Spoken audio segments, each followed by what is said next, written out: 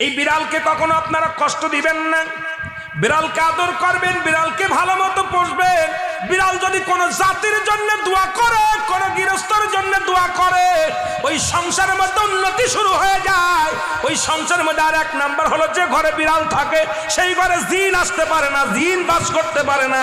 আর একটা ঘোষণা শুনে নেন, নবীজি বলে গেছেন, যে ঘরের মধ্যে বিড়াল ছানা বাস করে ওই ঘরের মধ্যে জিন জাতি প্রবেশ করতে পারে না। তাহলে ছোট ছোট মাসুম বাচ্চাগুলো যে ঘরের মধ্যে থাকে, মুসলমান অনেক সময় জিনের আশ্রয় পড়ে যায়, অনেক সময় জিনে আসর করে, ওই ঘরের মধ্যে জিনে আসর করে।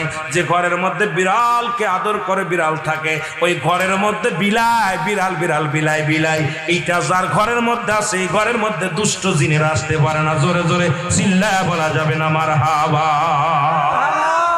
একবার নবী সুলাইমান আলাইহিস সালাম শুনতে পাইলেন পাশের বাড়িতে একটা কুকুরকে কষ্ট দিয়ে বিষ